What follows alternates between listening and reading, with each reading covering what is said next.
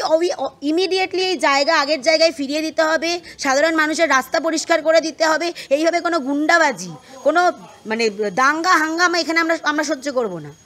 আমার এটা পাড়া, আমার একদমই জলজমি ফিরিয়ে দিতে হবে এবং এই অঞ্চলে যেন আর কোনো জলজমি এইভাবে ভরাট না হয়। পুলিশ আসা সত্ত্বেও, কাউন্সিলরকে এতবার জানানো সত্ত্বেও এত বড় সাহস এরা কোথা থেকে পাচ্ছে যে এই পাড়ায় এসে এই পাড়ার লোককেই হুমকি দিয়ে যাচ্ছে। আমরা চাইছি এটা পার্ক হোক, ভবিষ্যতে আমাদের আগে থেকেই প্ল্যান ছিল এটা পার্ক হোক, সরকারি পার্ক, শিশুরা খেলবে, আমরা গল্প করবো।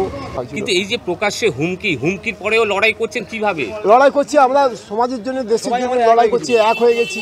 এখানে কোনো রকম দুষ্কৃতি কাজ করা যাবে না, যার জন্য আমরা লড়াই করেই যাচ্ছি।